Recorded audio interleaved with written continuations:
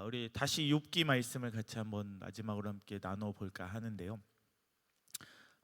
오늘 성경에도 등장 얘기하고 있듯이 이제 하나님의 어떠한 분인가가 오늘 성경에 등장을 하거든요. 과연 하나님은 어떠한 분인가? 우리의 주인 되시는 그 하나님은 어떠한 분이신가? 내가 고통 속에서 응답하시지 않는 하나님은 과연 어떤 하나님인가? 욥이 이제 묻는 거예요. 오랫동안 고난을 받고 욥이 어려움을 당한 순간부터 하나님을 찾고 부르짖었잖아요. 근데 이 38장까지 오기까지 하나님의 대답이 없는 거예요. 하나님의 응답이 없는 거예요. 그래서 이게 연도가 기록돼 있지 않아서 1장부터 8장까지 오는 시기가 사실 몇 년인지는 알 수 없어요. 이게 짧게는 몇 년일 수도 있고 1년일 수도 있고 2년일 수 있지만 길게는 몇십 년이 됐을 수도 있는 거예요. 그 몇십 년간 하나님을 찾아서 부르짖었는데, 내 어려움과 고통 가운데 부르짖었는데 응답이 없는 하나님, 그 하나님에 대해서 알고 싶어 기도했던, 끝까지 기도했던 이 욥에게 오늘 드디어 38장에 하나님이 응답하시는 장면입니다. 그러면서 내가 어떠한 신인지, 내가 너를 위해 왜 존재하는지를 하나님께서 이야기하시는 장면이 오늘 38장에 등장을 하는데요. 예수님도 이 땅에 오셔서 이야기하신 부분들이 있어요. 예수님 뭘 했냐면 하나님 나라가 어떠한 곳인지, 하나님 나라가 어떠한 곳인지를 예수님께서 계속해서 설명하시는 거죠. 그 하나님의 나라에 대해서, 하나님은 어떠한 분인가. 그래서 예수님은 사람들에게 하나님이 어떠한 분이신지 알려주기 위해서 여러 비유도 했는데, 그 중에 한 비유가 이제 누가복음 18장 1절에서 8절까지 나오는 이제 그 불의한 재판관의 비유가 있어요. 들어보셨을 거예요. 그러니까 어떤 예수님께서 비유로 설명하시는 거예요. 옛날에 어느 한 마을에 재판관이 있었는데, 이 재판관은 공의로 재판을 해야 하지만 공의로 재판하지 않는 사람이었다는 거예요. 공의로 재판하는 하나님을 두려워하는 사람이었어야 되는데 18장 1절에 뭐라고, 2절부터 뭐라고 설명하냐면 하나님을 두려워하지 않고 사람들을 무시하는 재판관이 있었다라고 예수님이 이야기를 하는 거죠. 그런데 그 마을에 어떤 여자가 있었어요. 근데 이 여자가 남편을 잃었어요. 과부가 되었어요. 과부가 되었고 홀로 된 여인이 자신의 원수들이 계속해서 자신을 공격하는 거예요. 어렵게 하고 못 살게 굴고 돈도 못 벌게 하고 나의 자녀들을 잘 교육시키지 못하게끔 계속해서 어려움에 빠뜨리게 만드는 상황이 이 과부에게 찾아온 거죠. 그래서 이 여인이 재판관을 찾아가는 거예요. 재판관을 찾아가서 올바르게 재판 좀 해주십시오. 내가 죄가 없다, 내가 저 원수들에게 잘못한 것이 없다, 더 이상 저 원수들이 나를 괴롭히지 못하게 재판을 딱 해달라라고 부탁을 하죠. 근데 재판관이 뭐라고 대답을 할까요? 앞에서 2절에 이 재판관이 어떤 사람이라고 설명을 했어요? 하나님을 두려워하지 않고 사람을 무시하는 재판관. 그러니까 자기에게 도움이 되지 않고 자기에게 돈이 되지 않는 것은 하지 않는 재판관이었던 거죠. 과부가 무슨 돈이 있겠어요? 무슨 돈을 갖고 가서 이 재판관에게 요청을 했겠어요? 아무것도 없는 거죠. 그래서 재판관이 거절한 거죠. 요청을 들어주지 않았어요. 그런데 이 과부가 매일매일 찾아오는 거예요. 매일매일 찾아와서 이 재판관에게 나의 억울함을 풀어주십시오, 나의 억울함을 풀어주세요. 그 다음 날에도, 그 다음 날에도, 그 다음 날에도, 그 다음 날에도 계속해서 요청을 하는 거예요. 계속해서 간청을 하니까 재판관이 이렇게 이야기하는 거예요. 내가 하나님과 사람을 두려워하진 않지만 이 여인이 계속 찾아와서 나를 괴롭히니 내가 더 이상 참지 못하겠다. 그래서 그녀의 요청을 들어주었다라는 거예요. 예수님이 이 비유를 하는 거예요. 자, 그러면서 이렇게 이야기해요. 제자들에게 또는 모인 사람들에게 너희는 이 악한 재판관의 말을 새겨 들어라. 그래서 이런 자들도 이렇게 요청하는 자의 요청을 들어주는데, 그 다음이 중요한 거죠. 이렇게 계속 요청하면 귀찮아서라도 그 요청을 들어주는데, 하나님이며 하물며 너희 아버지 되신 하나님이 밤낮 부르짖는 자기의 백성들의, 자기의 자녀들의 기도를 들어주시지 않겠느냐 라고 말씀을 하는 거죠. 듣지 않고 그냥 내버려 두시겠느냐. 고로 이 말은 뭐예요? 예수께서 이 비유를 꺼내신 이유는 뭐예요? 이 비유를 설명하신 이유가 누가복음 18장 1절에 나오거든요. 뭐냐면 예수님께서 언제나 기도하고 낙심하지 말아야 할 것은, 우리가 어려운 일이 있어도 힘든 일이 있어도 희망을 잃지 않아야 하는 이유, 소망을 계속해서 가져야 하는 이유를 위해서 바로 이 비유를 제자들에게 말씀하신 거죠. 자, 마찬가지로 우리 하나님이 이러한 분이시다라는 것을 이야기를 하는 거예요. 우리가 기도하고 낙심하지 말아야 할 이유, 우리가 어려운 순간에도 기도하고 희망을 잃지 말아야 할 이유는 바로 창조주 되신 하나님, 역사의 주관자 되신 하나님, 모든 만물을 이끄시고 그의 뜻대로 하실 수 있는 그 하나님이 누가 되시기 때문이에요. 저와 여러분의 아버지가 되어주시기 때문이죠. 그래서 그 아버지가 자녀의 부탁을 안 들어주실 수 있겠냐라고 이야기를 하는 거죠. 제가 이제 아이가 태어났잖아요. 28일째 됐어요. 28일째. 조그매요. 맨날 애기만 보다가 우리 서예리 보니까 귀가 막 이만하게 보여. 막 엄청난 언니같이 보이는데, 나중에 그런 생각을 해요. 아이를 밥을 먹이면서, 아이를 보면서 얘도 나중에 언젠간 나한테 아이폰을 사달라고 쫄라겠지. 얘도 언젠가 학교 갈 때쯤 아이패드를 사달라고 쫄르겠지. 내가 안 사줄 수 있을까 생각합니다. 사주겠죠. 아니, 안 사줄 수 있을까? 사주고자 하는 마음은 있으나 뭐 여러 가지 이유로 못 사줄 수도 있겠지만, 어쨌든 뭐든 해주고 싶은 게 이제 제가 깨닫는 부모의 마음, 그 마음이 바로 하나님의 마음이라는 거죠. 우리의 자녀들이 잘 되기를 바라는 마음, 원하는 것들 다 주기를 바라는 마음이 우리 하나님 아버지의 마음이라는 거죠. 그래서 오늘 욥기 말씀을 통해서 하나님은 자신을 찾고 부르짖는 자에게 어떻게 하시는지를 우리가 찾아볼 수 있는 내용이죠. 오늘 말씀은 하나님의 응답을 기다리고 간절하게 찾았던 욥에게 마침내 하나님께서 나타나셔서 말씀하시는 내용이에요. 성경은 하나님이 그분의 백성이 기도할 때 나타나서 응답해 주시는 장면들이 굉장히 많이 있어요. 근데 그때가 우리가 원하는 때에 응답하지는 않아요. 그러나 하나님 반드시 응답하시는 하나님임을 성경에는 수많은 곳에서 기록하고 있는 거죠.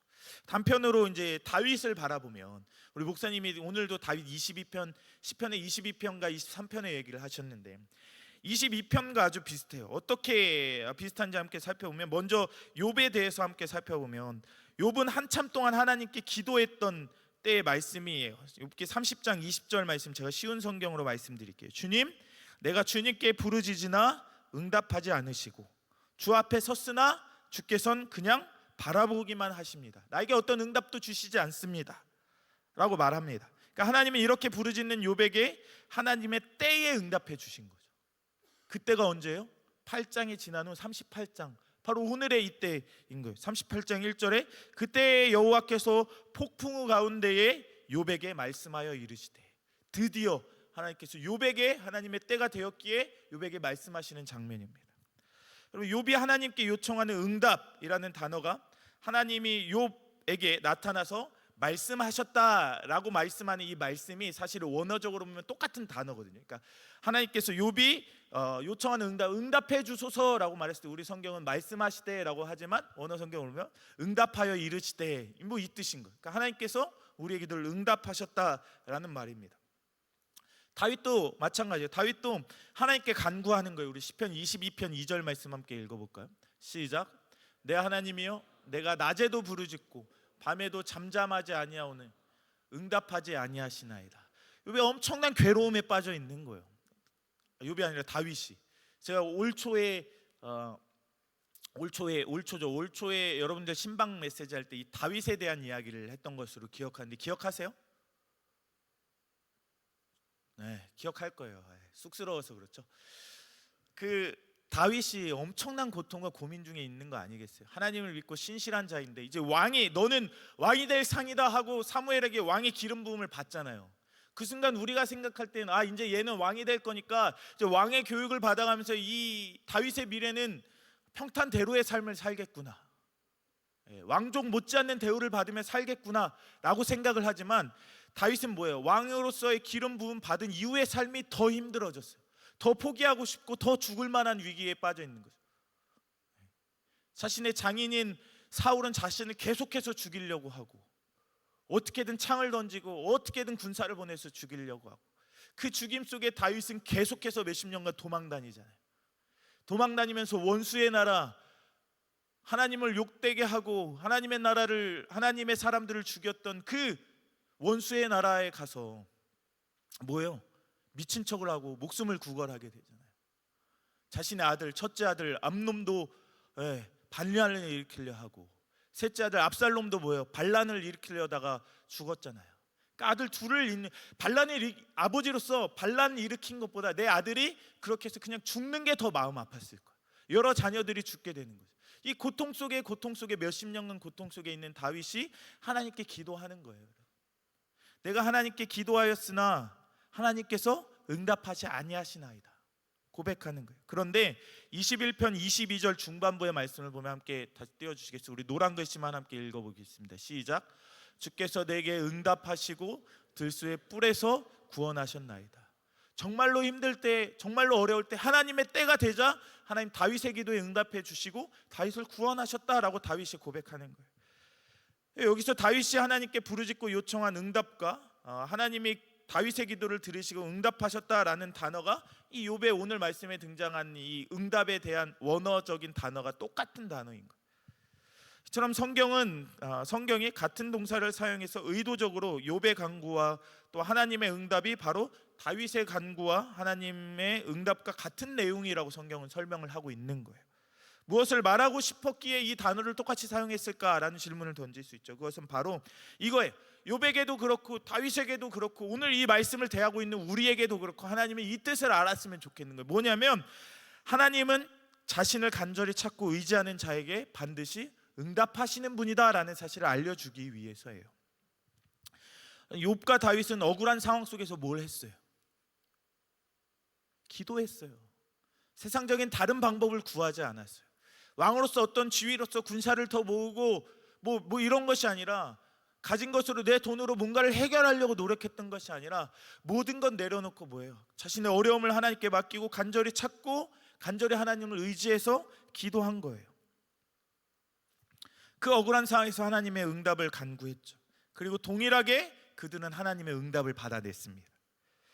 구약성경 제가 좋아하는 말씀 예레미야 33장 3절 말씀 함께 읽어볼까요? 시작.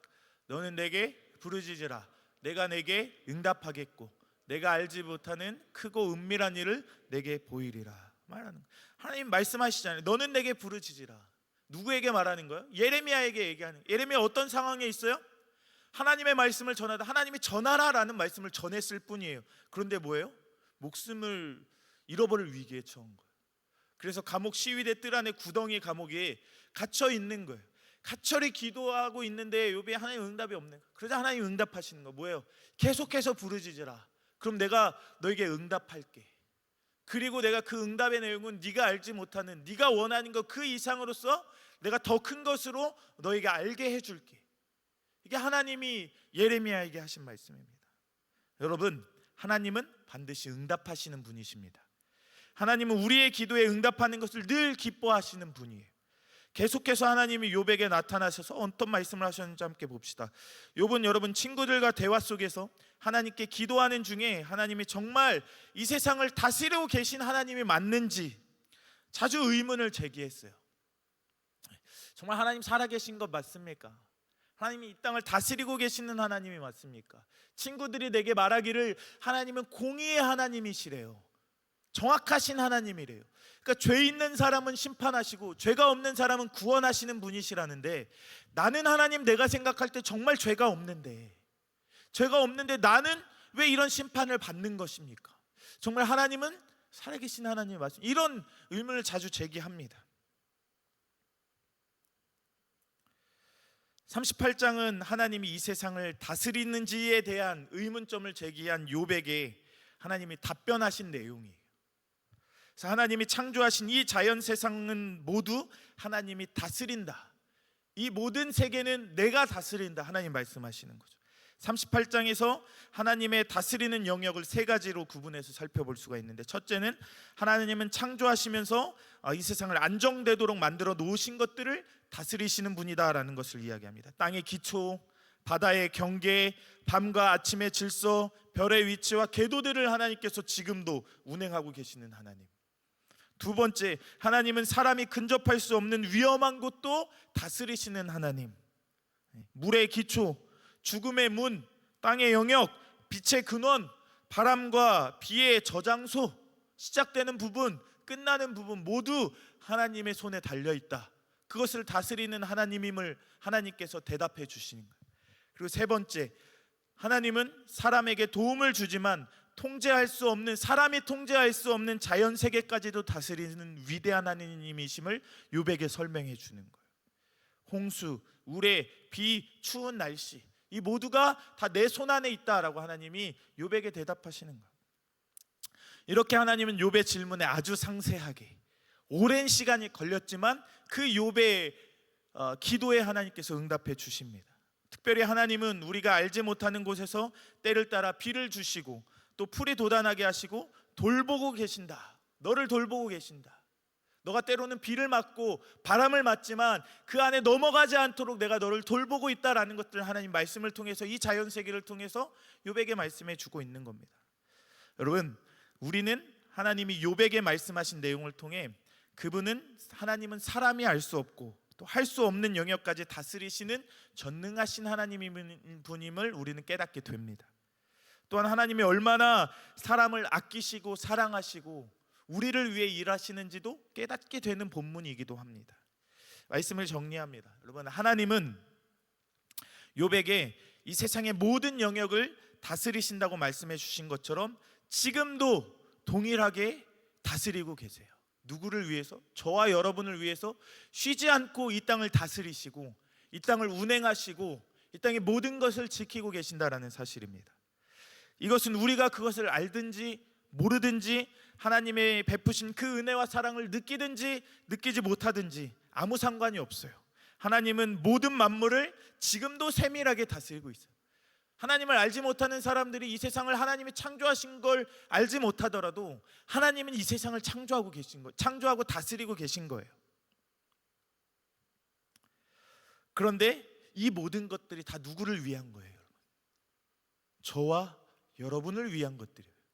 저와 여러분을 위해서 일하고 계시고, 저와 여러분을 위해서 만들어내시고, 저와 여러분을 위해서 안정적으로 이 세상이 잘 돌아가도록 지키시고 운행하고 계신다는 거예요.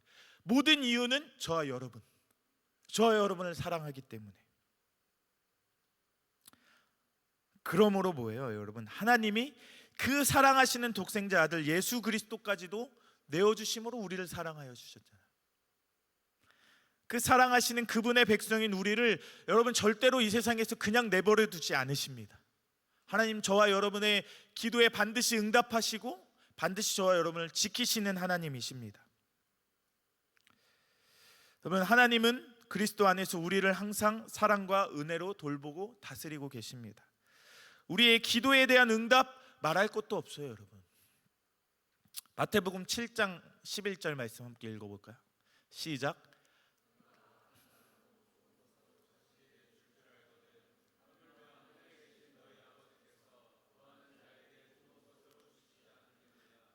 아멘. 이게 하나님의 마음이래요. 여러분을 향한 하나님이 갖고 계신 그 마음, 여러분이 간절히 구할 때 좋은 것으로 주지 않겠느냐, 예수님께서 말씀하시는 거예요.